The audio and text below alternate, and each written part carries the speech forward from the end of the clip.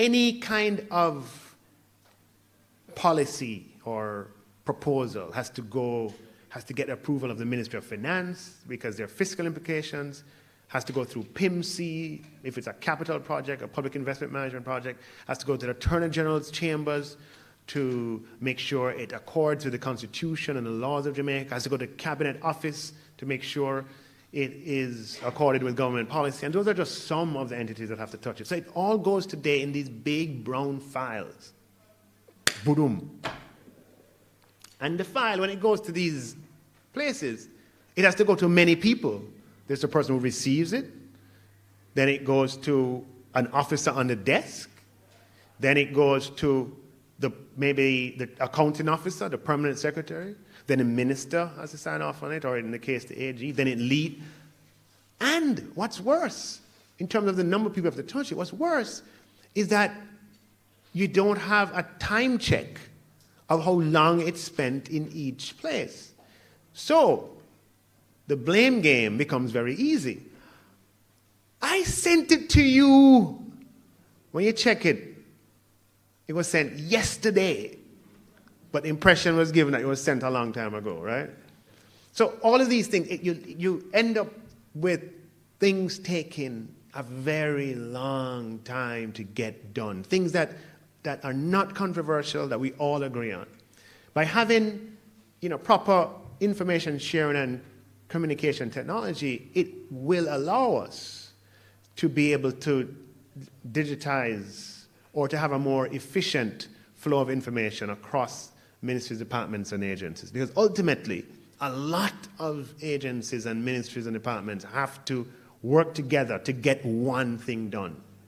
That is the thing, right? Many people, many distinct entities have to interact in order for one policy or one piece of legislation or even one decision to be made.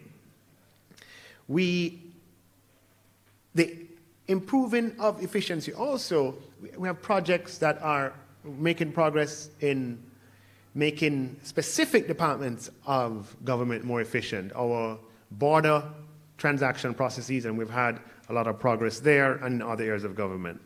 Under this pillar, we will also be undertaking the upgrade of the Government of Jamaica's data center to accommodate the consolidation of various data centers and applications within the public sector, which will allow for better management and security of Government of Jamaica data, and allow for the world that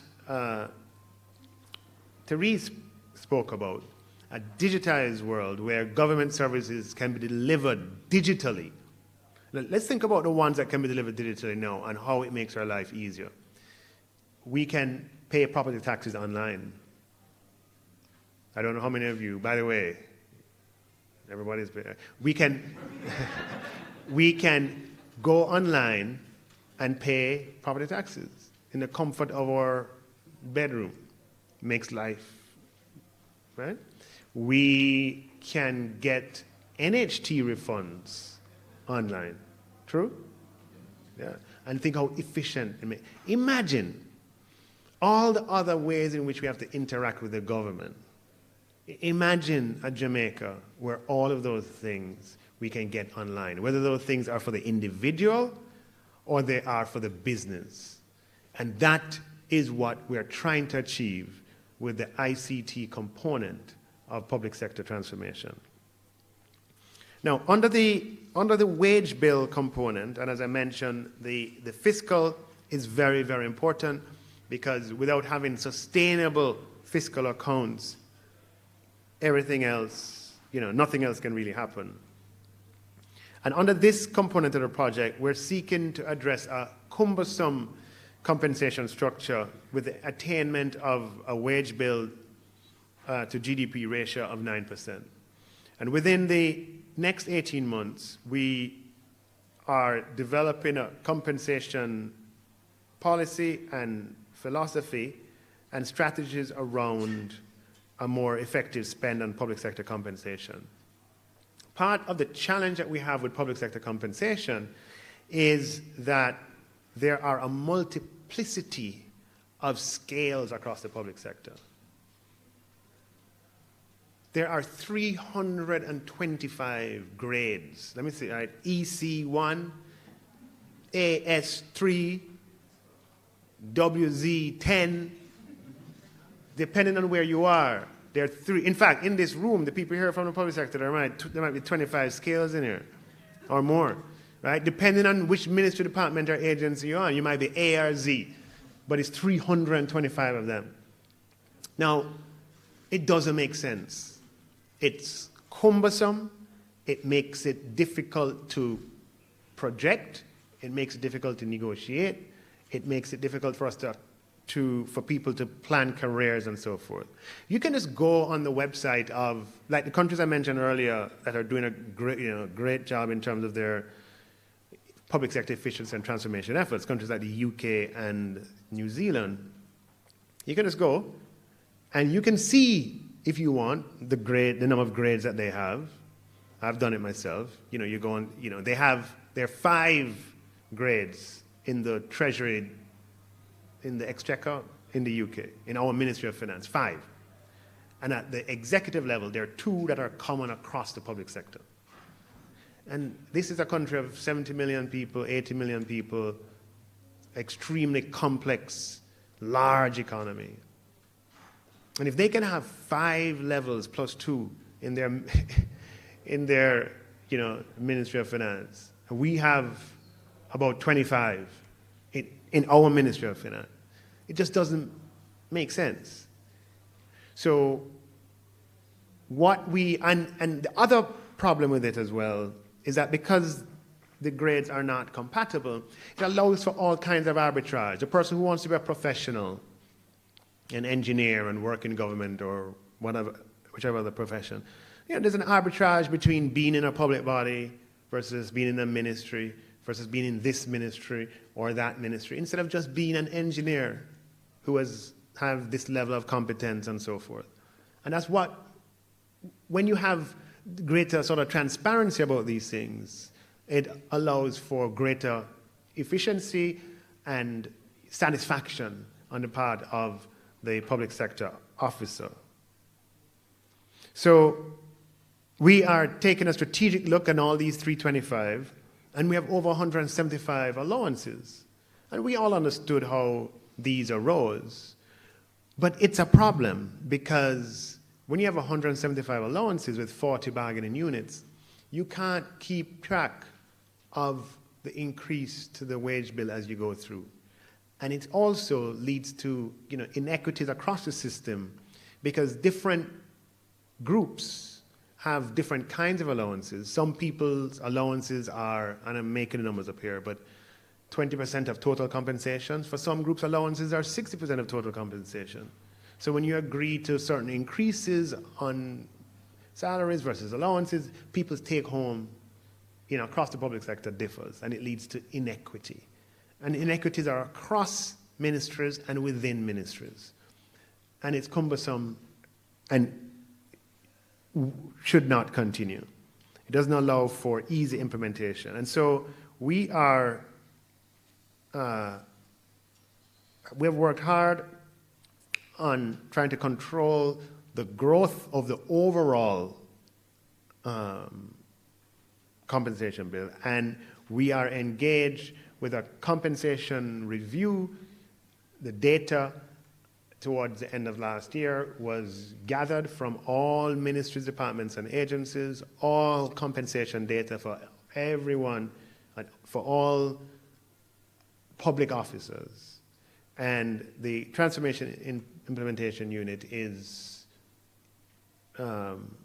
examining and running programs on that data to later have an engagement, with unions and stakeholders about the options for streamlining and making compensation structures more efficient and more transparent. And that work will gather momentum in the upcoming financial year.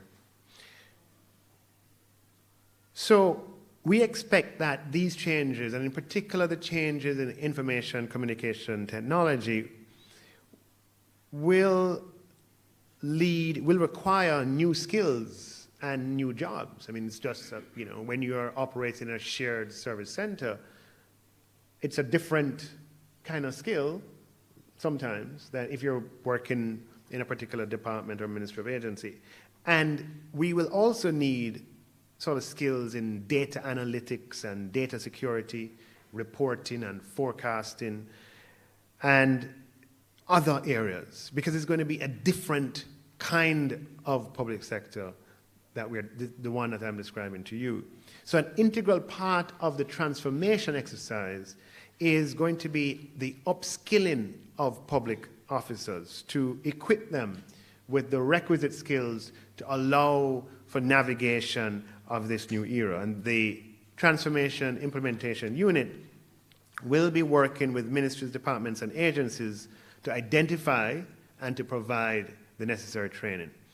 Right now, a group of 27 officers from Staten, from the Ministry of Finance, from the Planning Institute of Jamaica, have just completed training organized by the Transformation Implementation Unit on the use of economic and statistical data analytics software to improve planning and forecasting. And the next training initiative is workforce planning with the HR community in the public sector. So these projects are complemented by training, and I've described to you the training that is ongoing and with more to come. Now, all of this, these 5 pillars, plus the training, involves a lot of change. And as I mentioned at the beginning, there's always a good reason why, somebody might have why the change shouldn't happen. And sometimes people can be threatened by change. So as a result of this, and the chairman of Peace Doc was always stressed this, that change management is important activity within the transformation exercise. As a result of that, to assure a successful implementation of these 5 pillars and the policies and the steps that they comprise, is our intention to certify 84 change managers across the public sector in the initial phase. And the public sector transformation program will also be supported by robust communication to ensure that stakeholders are engaged and updated accordingly. So we're going to have 84 change management personnel who have been trained in change management, who are aware of the plans, aware of these 5 pillars, aware of what has taken place, aware of what is going to come, who will be embedded across the public sector and who will help public officers to navigate the change, to take advantage of the training that is available, and to ensure that they are ready for the new environment. Because public officers are important to the transformation of the public service. We can't do it without public officers. And so the engagement program will focus on change management and on communication, aggressive communication. And it is for this reason that I take pleasure in announcing the inaugural public sector debate competition for all public sector officers. And this will provide an opportunity for public officers to tackle the issues around public sector transformation and to propose solutions for a better public service. And FS, I expect the Ministry of Finance, the public sector debating team, to win. Right? I mean, if you don't come up with a good showing from the Ministry of Public Service, then, but we're going to have a vigorous debating competition across the public sector. I see the PS from Ministry of Labor here, and I know she was a big debater back in her day. And we're going to have it, and it'll be a way for ideas to contend, for solutions to be proffered, and for us to ensure that this activity is one in which the stakeholders are involved, those who are a part of the change, who are affected by the change, that they're involved and have an opportunity for discourse in a friendly, competitive, rivalry way, with prizes, of course, and surprises. And, as we aim to build a better public service, it is easy to say that public sector transformation is not happening, because a lot of what is happening without rancor. It's happening through consensus and dialogue. However, there have been many successes, some of which I've mentioned, and those successes will continue across those 5 pillars. This administration recognizes the role of public sector transformation in achieving growth and development, and it is critical, following on the heels of the fiscal rehabilitation and continued reform and the embedding and entrenching of fiscal discipline at the national level, that the enabling environment can be fostered for Jamaica to develop and grow. Because the public sector, through the delivery of public services, plays a key part in this entire process.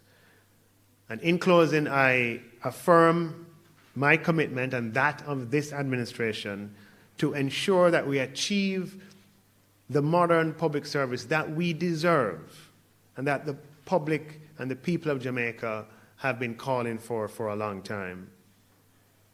I have had the pleasure of working with public officers in my capacity as an advisor to the Prime Minister, as an ambassador, and now as a minister. And I am constantly amazed by the capacity, by the depth that exists within the public sector, which is why I am absolutely passionate that we need to transform, reform the public sector, upgrade the human resource capacity so that the best of these skills can be available to deliver services to Jamaicans in an efficient and effective way. Thank you very much.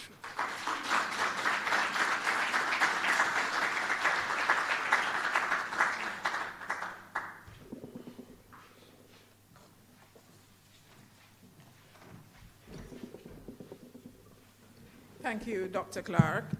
Morning, well, it's afternoon. Ladies and gentlemen, my name is Aniki Clark, and I'd like to invite members of the press to ask Dr. Clark a couple of questions. He has portfolio responsibility for finance and the public service, but today we're focusing on the public service.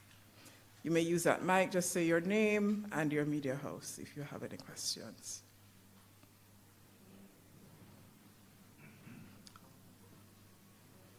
Going once.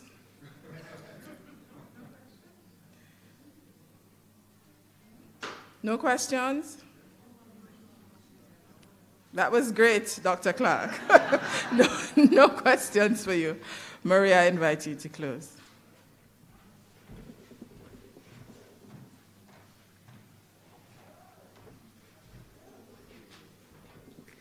A clearer presentation on public sector transformation is not possible. I'd like to thank everybody for taking the time to come, for taking the time to listen.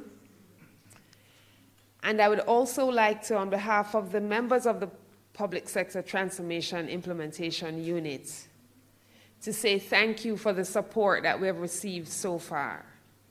There are times when it is not easy, and the team that works with me, who really deserves most of the thanks, because they're the ones that are out there, and they'll come in and say, boy, I don't understand the public sector.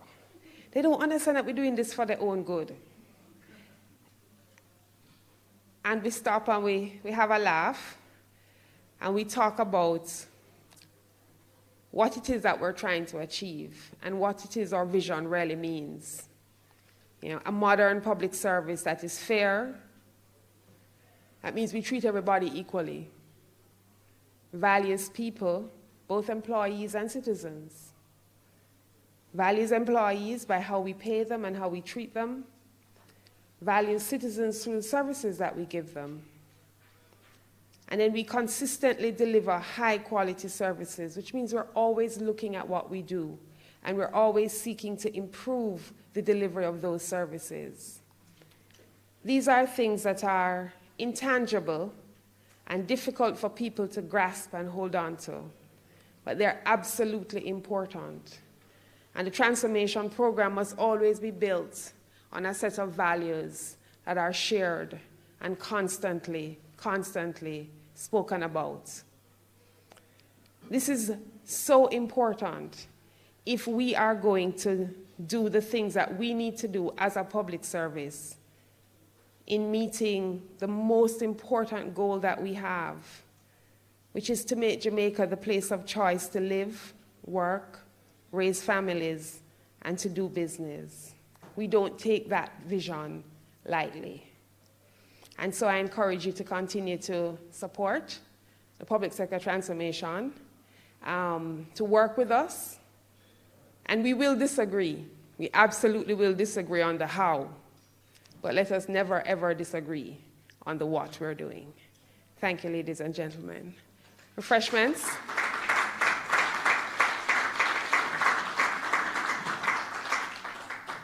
Refreshments are available on the terrace to my right.